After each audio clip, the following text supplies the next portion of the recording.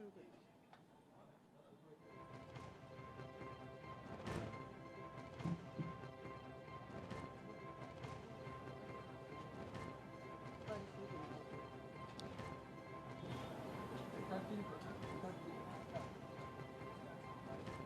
पूरा देश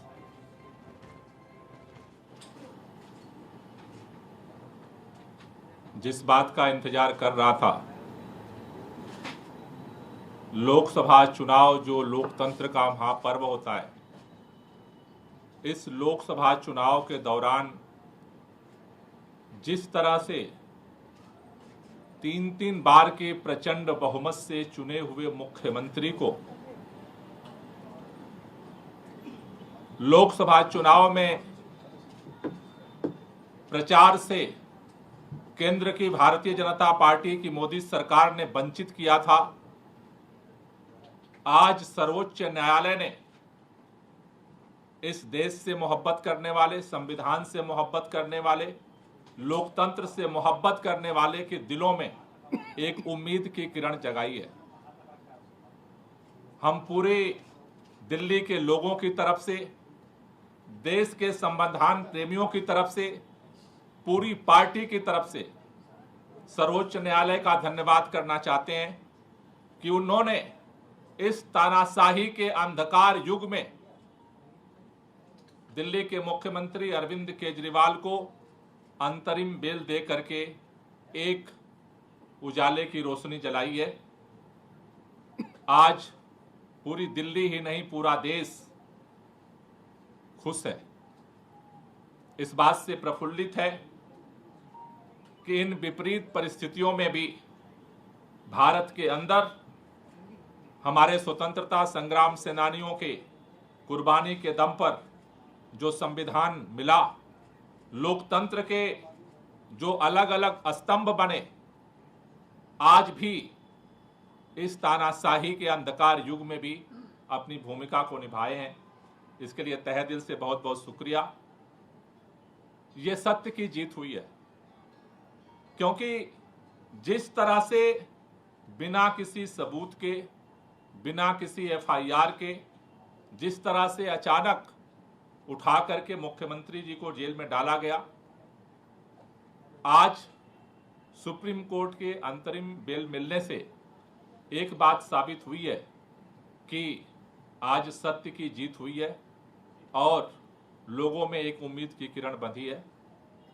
मैं पूरे दिल्ली के लोगों से, देश के लोगों से एक ही बात कहना चाहता हूं कि जो इस देश के अंदर हम सब ने मिलकर के लोकतांत्रिक तरीके से, संवैधानिक तरीके से, वोट की ताकत से इस देश से तानाशाही को खत्म करने का, संविधान को बचाने का, लोकतंत्र को बचाने का जो अभियान चलाया है, अरविंद केजरीवाल जी के बाहर आने से ये और मजबूत होगा। पूरा देश मिलकर के इस लड़ाई को लड़ेगा और इस देश के अंदर लोकतंत्र को और संविधान को बचा करके इस देश को और मजबूत करेगा।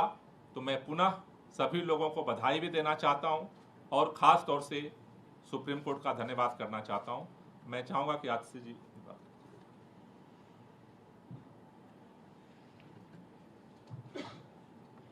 आज जो सुप्रीम कोर्ट का फैसला आया है, इस फैसले से सिर्फ अरविंद केजरीवाल जी को अंतरिम जमानत नहीं मिली है, इस फैसले से सत्य की विजय हुई है, इस फैसले से लोकतंत्र की विजय हुई है, इस फैसले से देश के संविधान की विजय हुई है।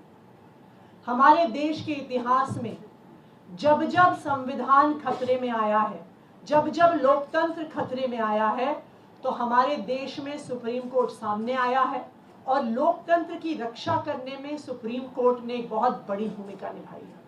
आज भी अरविंद केजरीवाल जी को अंतरिम जमानत देकर, अरविंद केजरीवाल जी को चुनाव में प्रचार में आने के लिए जमानत जो सुप्रीम कोर्ट ने दी है, इस फैसले से लोकतंत्र की रक्षा होगी, क्योंकि इस देश में लोकतंत्र हमारे देश का सबसे बड़ा सिद्धांत है।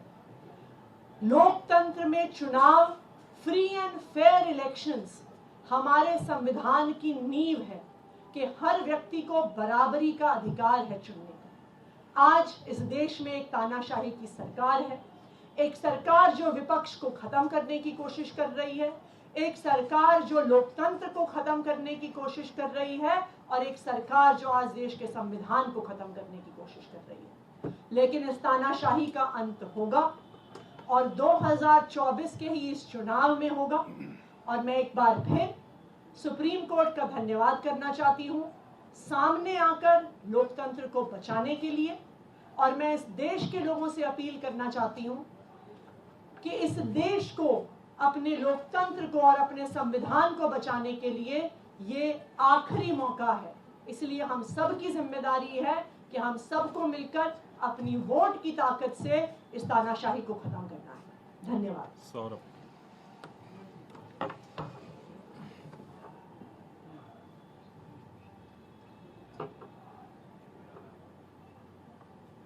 ये पीएमएलए जैसे मामले में, जिसमें केंद्र की पूरी सरकार, उनकी पूरी आर्टिलरी, पूरी मशीनरी एक मुख्यमंत्री को जेल में रखना चाह रही थी, और ऐसे मामलों में जहां पे महीनों महीनों बिना सबूतों के लोगों को जेल में रखा गया, उनकी इंटरिम बेल 40 दिन में होना, मुझे लगता है कि कोई चमत्कार से बड़ा ही कुछ है। और ये सुप्रीम कोर्ट के माध्यम से, मेरा मानना है, ऊपर वाले का एक इशारा है, ऊपर ईश्वर का इशारा है कि जो भारत में चल रहा है उसमें बदलाव आना जरूरी है। और मेरा मन कहता है कि ये अपने भक्त अरविंद केजरीवाल जी के लिए बजरंग बली हनुमान जी का आशीर्वाद है कि एक चमत्कार की तरह आज वो जेल से बाहर आएंगे। और मुझे लगता है कि इसका बड़ा मकसद है, ये कोई साधारण बात नहीं है, ये बहुत असाधारण बात है जो हो रही है। और एक बड़े मकसद के लिए अरविंद केजरीवाल जी जेल से बाहर आ रहे हैं, और आपको कुछ दिनों के अंदर दिखेगा कि देश के अंदर अब बड़े बदलाव इनकी रिहाई के साथ दिखने लगेंगे। बहुत बहुत धन्यवाद।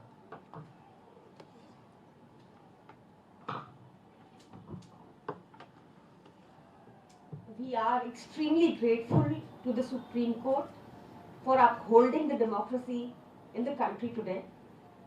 ये जैसा सौरभ भाई ने मुझसे पहले बताया, जैसा आतिश जी ने मुझसे पहले बताया, जैसा गोपाल सर ने मुझसे पहले बताया, बहुत ही एक्स्ट्रॉर्डनरी सर्कमस्टांसेस में ये बेल ग्रांट हुई है, इंटरिम बेल ग्रांट हुई है। पीएमएलए जैसे संगीन प्रोविजन जहाँ लगे थे, जिसका मकसद ही सिर्फ बयानबाजी के आधार पर, भाजपाइयों की बयानबाजी के आधार पर अरविंद केजरीवाल जी को जेल में डाल के रखना था, लोकसभा चुनाव से बाहर रखना था। Like Atish ji said before me, ये लास्ट मौका है to save democracy, and we call upon the citizens, we call upon the media, we call upon all of you to ensure कि हम भी इस बार डेमोक्रेसी को अपहेल्ड करें और लगातार देश में, इंडिया में डेमोक्रेसी बनी रहे, इसका पूरा प्रयास करें। Thank you.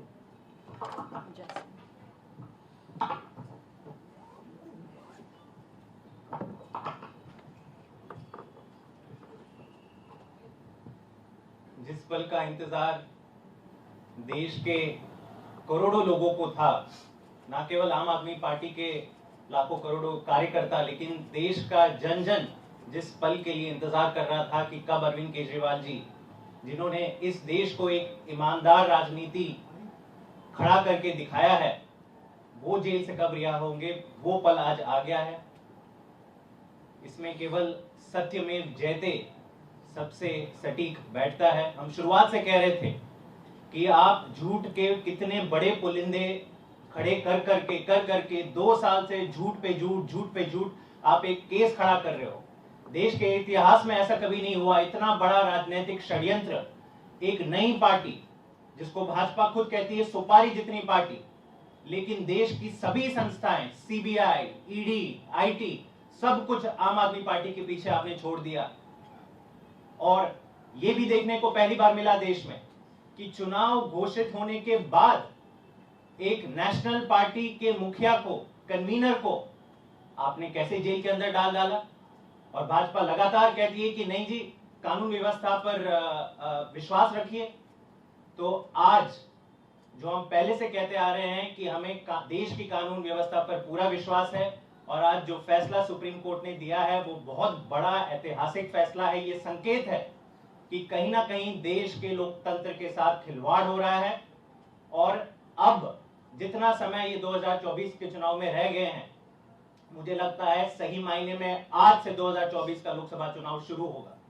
और देश की जनता, जहां आम आदमी पार्टी भी नहीं खड़ी रह रही है लेकिन इंडिया गठबंधन का प्रत्याशी खड़ा हो रहा है, देश की जनता अब जाग जाएगी और इंडिया गठबंधन को विजयी बनाएगी। बहुत बहुत धन्यवाद।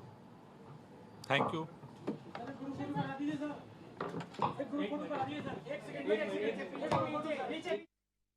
आदमी पार्टी की तरफ से प्रेस कॉन्फ्रेंस की गई है। प्रेस कॉन्फ्रेंस में आपने सुना जिसमें साफ तौर पर आम आदमी पार्टी के नेताओं ने सर्वोच्च न्यायालय का धन्यवाद ज्ञापित किया और साथ ही कहा कि सत्य की जीत हुई है, संविधान बचाने की लड़ाई जारी रहेगी। आज उम्मीद की किरण जगी है, ये गोपाल राय का कहना है। और साथ ही उन्होंने सर्वोच्च न्यायालय का भी धन्यवाद किया है। तो एक तरीके से हम कह सकते हैं कि एक नई जान फूंकी है अरविंद केजरीवाल के इस समय पर बाहर आने पर। आलोक मेहता जी हमारे साथ जुड़े हुए हैं लगातार, इस पर उनसे ओपिनियन ले लेते हैं। आलोक जी, समय बहुत महत्वपूर्ण होता है राजनीति में, और ये समय आम आदमी पार्टी के लिए, आम आदमी पार्टी के नेताओं कार्यकर्ताओं के लिए बहुत महत्वपूर्ण था। एक तरीके से एक नई जान फूंकने की उम्मीद अरविंद केजरीवाल के बाहर आने से दिखाई दे रही है। अभी हमने प्रेस कॉन्फ्रेंस के जरिए भी सुना, उन्होंने सर्वोच्च न्यायालय का धन्यवाद किया और साथ ही कहा कि आज सत्य की जीत हुई है। तो ये जो सत्य की जीत बार बार दोहराया जा रहा है आम आदमी पार्टी की तरफ से, आप इसे किस तरीके से देखते हैं? देखिए सोनल जी, अभी हम थोड़ी देर से पहले भी चर्चा कर रहे हैं और इसलिए मैं कहूंगा कि हाँ, आम आदमी पार्टी के लिए तो सफलता है, बल्कि प्रतिपक्ष के लिए भी एक बड़ा मुद्दा अच्छा बना है जिसका वो लाभ उठा सकते हैं।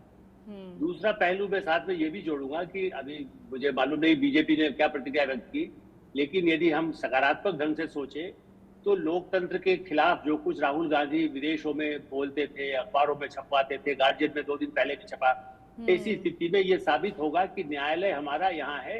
कोई पूर्वाग्रह, कितना ही राजनीतिक पूर्वाग्रह होगा, न्यायालय से न्याय मिल सकता है। हाँ, इसके बाद भी मैं ये जरूर कहूंगा, चूंकि मैं इतने वर्षों से पत्रकारिता में या राजनीतिक जीवन को देख रहा हूँ, ऐसी स्थिति में कई लोग जो जेल से छूट के आए, क्या उसके बाद भारी बहुमत मिला? लालू यादव जी की पार्टी आज भी, इस समय नहीं, बीच में सत्ता में आई, वो खुद भी सत्ता में रहे, लेकिन जब जेल हो गई उसके बाद राबड़ी देवी जी रही मुख्यमंत्री, इसलिए चला। और लेकिन ये कहना कि इसके बाद एकदम उसका बहुत ही बड़ा फायदा होगा, मैं ये नहीं मानता। हाँ, ये चुनाव दिलचस्प होगा लोकतंत्र की दृष्टि से। इसके जो परिणाम सामने आएंगे, वोट के, जेल का जवाब वोट से, जो भी उन्होंने नारा बनाया था, अब वोट से यदि मान लीजिए जितनी पार्टी उनकी जीतेगी या यहाँ कांग्रेस जीतेगी, उससे भी पता चलेगा कि वोट का समर्थन भी न्यायालय की तरह कितना है। इसलिए हम सबके लिए ये बहुत ही अच्छा, मैं तो मानता हूँ मीडिया कर्मी के नाते, कि ये चुनाव और दिलचस्प हुआ लोकतंत्र के लिए, पार्टियों के लिए, और सत्तारूढ़ पार्टी के लिए भी बड़ा चैलेंज साथ में जुड़ गया, खासकर दिल्ली के लिए। दिल्ली की सीट बड़ी प्रतिष्ठा की मानी जाती है, पिछली बार 7 सीटें जीती हैं। अब सबसे बड़ी परीक्षा ये होगी कि आम आदमी पार्टी क्या कांग्रेस को जिता पाएगी, और पंजाब में राहुल गांधी कैसे केजरीवाल जी का, पंजाब में कांग्रेस का सफाया हो जाएगा। यदि आम आदमी पार्टी इसे दुनिया की सबसे बड़ी जीत बता रहे हैं, भारत की सबसे बड़ी जीत बता रहे हैं, तो पंजाब में उनको स्वीप करना होगा। स्वीप कर सकती है। हम तो सबके लिए, जो भी लोकतंत्र में जीत के आता है वो जनता का निर्णय है। अमृतपाल सिंह को कल, वो भी चुनाव में खड़ा हो रहा है, कल अमृतपाल सिंह भी जीत के आ जाए, कितना ही बड़ा आतंकवादी होगा, यदि हमारा न्यायालय छूट देगा तो वो भी चुनाव लड़ लेगा जब तक उसको फांसी की सजा नहीं होती। इसलिए मैं मानता हूं कि ये भी लोकतंत्र का एक, दुनिया के लिए एक मानदंड बनेगा कि भारत का लोकतंत्र कितना सशक्त है। साथ आम आदमी पार्टी के नेता कार्यकर्ता जनता के बीच में जा रहे हैं, उससे जेल को एक इमोशन के तौर पर भी देख रहे हैं लोग। और कई बार ऐसा होता है कि जेल जाने के बाद नेता जो है वो बड़ा भी बन जाता है, उसकी छवि कहीं ना कहीं लार्जर देन लाइफ भी हो जाती है। लोगों के जहन में होता है कि बहुत प्रताड़ना सहन करके आए हैं। तो ऐसे में अरविंद केजरीवाल के भविष्य को लेकर जिस तरह से जनता, दिल्ली की जनता उनके बारे में सोचती है, बार बार उनको मैंडेट मिल रहा है, उसके लिहाज से किस तरीके से देखते हैं आप? निश्चित रूप से मैं मानता हूं कि आम आदमी पार्टी अपनी बातों को सब लोगों को पहुंचाने में हमेशा भी सफल रही है, आज भी सफल है। भारतीय जनता पार्टी और कांग्रेस में नेतृत्व दिल्ली का जैसे कहना चाहिए, ऐसा बड़ा नेतृत्व हल्के वर्षों में नहीं हो पाया, और इसलिए उनको नगर निगम के चुनाव में भी, अभी तक तो जेल में नहीं गए थे, तब भी नगर निगम के चुनाव में कितनी बड़ी सफलता मिली थी जी। तो ये एक और उनके लिए प्लस पॉइंट होगा। और आपकी बात सही है, इसीलिए मैंने शुरू कहा कि हाँ, ये संसद का चुनाव है। जब वो कहते हैं कि लोकसभा का चुनाव, या उनके कई साथी जो बीजेपी में चले गए, कांग्रेस के लोग कभी भी कुछ चीजों में नाराजगी व्यक्त करके चले गए, ऐसी स्थिति में ये उनके लिए सहानुभूति होगी। अब यह है कि सचमुच में उनके काम के बल पर मिलेगा, या नरेंद्र मोदी जी के नाम और काम पर मिलेगा, या भाजपा के जो वायदे हैं उसके आधार पर मिलेगा, हम इसकी भविष्यवाणी नहीं करते। लेकिन मैं मानता हूं कि उससे सहानुभूति लेने में अरविंद केजरीवाल जी का मुकाबला पिछले 50 वर्षों से मैंने किसी नेता का नहीं देखा। आज की बात नहीं है, मैं तो उनको भारत का सबसे चतुर राजनेता मानता हूं 50 वर्षों के पहले वाले तो। हमारे साथ आशीष सिन्हा भी जुड़े हुए हैं, हमारे लीगल एडिटर। आशीष, अब अंतरिम जमानत के बाद हम देख रहे हैं कि आम आदमी पार्टी के नेताओं में, कार्यकर्ताओं में एक नई जान जरूर फूंकी है। किस तरह से, किस ग्राउंड पर जमानत मिली है, थोड़ा बैकग्राउंड आपसे इसका समझना चाहेंगे आशीष। देखिए, 3 अहम बातें थी वो अदालत के सामने थी। पहली बात ये थी कि आखिर अरविंद केजरीवाल की गिरफ्तारी में इतना वक्त क्यों लगा। कोर्ट ने कहा कि अरविंद केजरीवाल को जो पहला समन था वो अक्टूबर में दिया गया, इस मामले की जांच 2 सालों से चल रही है, तो अरविंद केजरीवाल को फिर आखिर 21 मार्च को क्यों गिरफ्तार किया गया। दूसरी सबसे अहम बात कि ईडी इस मामले में चाहती तो अरविंद केजरीवाल की गिरफ्तारी पहले हो सकती थी। आखिर 21 मार्च यानी जब चुनाव की तारीखों का ऐलान हुआ, तो उसके बाद अरविंद केजरीवाल की जो गिरफ्तारी थी वो क्यों की गई। और तीसरी बात, अदालत को ये लगा कि ये एक असाधारण मामला है, ये कोई नॉर्मल मामला नहीं है। और चूंकि जो दलील सिंघवी की तरफ से दी गई थी और ये कहा गया था कि अगर अरविंद केजरीवाल को चुनाव प्रचार के लिए जमानत नहीं मिलती है तो अपूरणीय क्षति होगी और उस क्षति की भरपाई नहीं हो पाएगी। अदालत इस बात से सहमत होता हुआ दिखा। अब अदालत का जो डिटेल ऑर्डर होगा, जिसमें अदालत ने टर्म्स एंड कंडीशंस लगाए होंगे, जिसे हम अदालत की भाषा में सशर्त जमानत कहते हैं, वो देखना होगा कि अदालत ने क्या कहा है। लेकिन एक बात तो तय है कि अरविंद केजरीवाल न सिर्फ दिल्ली, पंजाब, देश के अलग हिस्सों में चुनाव प्रचार कर सकेंगे। दूसरी बात जो मुझे लग रही है कि अरविंद केजरीवाल अपने से रिलेटेड इस केस का जिक्र नहीं करेंगे, क्योंकि संजय सिंह के मामले में भी हमने ये देखा था कि अपने से रिलेटेड वो केस का जिक्र नहीं कर रहे थे। दिल्ली आबकारी नीति पे वो सवाल उठा सकते थे, लेकिन अपनी भूमिका का जिक्र नहीं करेंगे। तीसरी अहम बात, चूंकि ये जो पूरा उनको जो मिला है, यानी जमानत मिली है, वो कैंपेन के लिए मिली है, तो कैंपेन में वो रहेंगे। चौथी अहम बात जो अदालत के सामने थी कि क्या कैंपेन में, यानी चुनाव प्रचार के लिए जो जमानत मिली है, क्या उस दौरान वो सीएम के तौर पर काम कर पाएंगे। ये एक बड़ा सवाल है जिसका जवाब हमें अदालत के आदेश की कॉपी में ही मिलेगा। और पांचवी अहम बात, जैसे ही डिटेल ऑर्डर आएगा, उसके बाद detail order Rouse revenue court जाएगा, वहां से रिलीज ऑर्डर जारी होगा, फिर वो तिहाड़ जेल सुपरिटेंडेंट को दिया जाएगा। फिर एक आशीष जी सुन रहे होंगे? हाँ, चलिए पूरी बात करें। जी सर, जी जी बताइए। नहीं, मैं कह रहा था, आपने जिस उसका धारा का जिक्र किया था उसको भी दर्शकों को या मुझे भी फिर से बताइए, कौन सी 421 या कौन सी धारा जिसका सुप्रीम कोर्ट ने असाधारण उपयोग किया है। सारे नियम कानून कह सकते हैं, इसीलिए इसको एहतियात। देखिए, अमूमन ऐसे मामलों में जब एक्स्ट्रा ऑर्डिनरी किसी को रिलीफ देनी होती है तो आर्टिकल 142 है हमारे कॉन्स्टिट्यूशन में। आर्टिकल 142 सुप्रीम कोर्ट को अनलिमिटेड पावर देता है, जहां पर सुप्रीम कोर्ट किसी भी तरह का जो आदेश है वो जारी कर सकता है। हमने देखा है इस तरह का जो आदेश है, सुप्रीम कोर्ट अक्सर जब सरकार बदलनी हो या फिर तुरंत फ्लोर टेस्ट कराना हो, तो उस समय सुप्रीम कोर्ट इस ताकत का इस्तेमाल करता है। या फिर कोई बहुत ज्यादा मेडिकल इमरजेंसी हो, तब सुप्रीम कोर्ट 142 का इस्तेमाल करता है। तीसरा, या फिर कोई एकदम प्राकृतिक आपदा आ गई हो, तब सुप्रीम कोर्ट 142 का इस्तेमाल करता है। तो मुझे जो मेरा अनुभव कहता है वो यही होगा, क्योंकि इस मामले में सुप्रीम कोर्ट कानून से थोड़ा ऊपर जाकर 142 का इस्तेमाल जरूर किया होगा, तभी ये एक्स्ट्रा ऑर्डिनरी जो ऑर्डर है वो पास किया होगा। हालांकि सुप्रीम कोर्ट चाहे तो इसका जिक्र करे, चाहे तो ऑर्डर में जिक्र ना करे, लेकिन अमूमन इस तरह के मामलों में 142 का इस्तेमाल सुप्रीम कोर्ट की तरफ से किया जाता है। बिल्कुल, देखिए इसको चैलेंज नहीं किया जा सकेगा। आशीष जी, एक सेकंड में, सोनल जी, क्या आशीष जी, क्या इसको जिसको पुनर्विचार दाखिल करना, या जो तुषार मेहता है या कोई और, क्या ऐसी कोई इसके बाद भी इसको रिव्यू के लिए कोई अपील कर सकेगा या नहीं? सर, दो तरह से इस पे पिटीशन सुप्रीम कोर्ट में फाइल की जा सकती है आलोक सर। पहली, जिस रिव्यू याचिका का जिक्र आप कर रहे थे, दो ऑप्शन वहां पर रहेंगे, ए और बी, रिव्यू पिटीशन और क्यूरेटिव पिटीशन। ये दोनों ही ईडी के पास ऑप्शन है। वो चाहे तो रिव्यू पिटीशन फाइल कर सकती है, डिसमिस हो जाता है तो क्यूरेटिव पिटीशन सुप्रीम कोर्ट में दाखिल कर सकती है।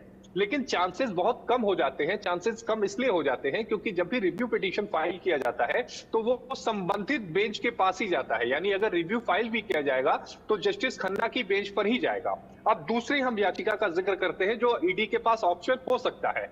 अगर जो शर्तें अदालत की तरफ से अरविंद केजरीवाल पर लगाई जाती हैं, उनमें से किसी भी शर्त का अगर अरविंद केजरीवाल वायलेशन करते हैं तो फिर ईडी अदालत पे उनकी जमानत को रद्द करने की मांग को लेकर सुप्रीम कोर्ट का रुख कर सकती है, बाकायदे एविडेंस के साथ कि अरविंद केजरीवाल ने जिन शर्तों का उल्लंघन किया है उनकी जमानत को रद्द किया जाए। लेकिन जैसा आलोक सर अभी आपने कहा है कि आज की देश की राजनीति में सबसे चतुर में से एक, अगर आपके हिसाब से तो महाचतुर है, लेकिन चतुर में से एक मेरे हिसाब से अरविंद केजरीवाल राजनेता है। उन्हें भी पता है कि सुप्रीम कोर्ट के आदेश का पालन कैसे करना है, हमें कहां पर कौन सी चीज करनी है, कौन सी नहीं करनी है।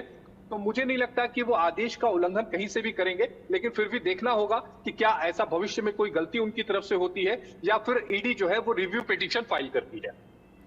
बिल्कुल आशीष, एक इससे इतर मेरा थोड़ा सवाल है, क्योंकि लगातार हम देख रहे थे कि जिस तरीके से राजनीतिक आरोप प्रत्यारोप चल रहे थे, कानून व्यवस्था पर सवाल खड़े हो रहे थे, उसके बाद ये जो फैसला आया, इस फैसले के बाद से आपको क्या लगता है, जो राजनीतिक प्रतिक्रियाएं आ रही थी, बार बार संविधान पर सवाल खड़े किए जा रहे थे, न्याय व्यवस्था पर सवाल खड़े किए जा रहे थे, उसमें क्या सोच में किस तरह का बदलाव आप महसूस कर पा रहे हैं?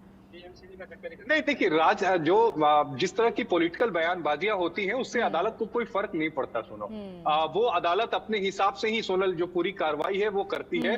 पॉलिटिकल जो बयानबाजियां होती हैं वो अदालत की दहलीज के बाहर होती हैं। हाँ, इसीलिए मैंने कहा कि मैं इससे इतर ये सवाल मैंने इसीलिए किया, मैं उससे जोड़कर मुझे नहीं लगता कि हाँ। सोनल जी, मैं आशीष जी से एक बात और कहना चाहता था।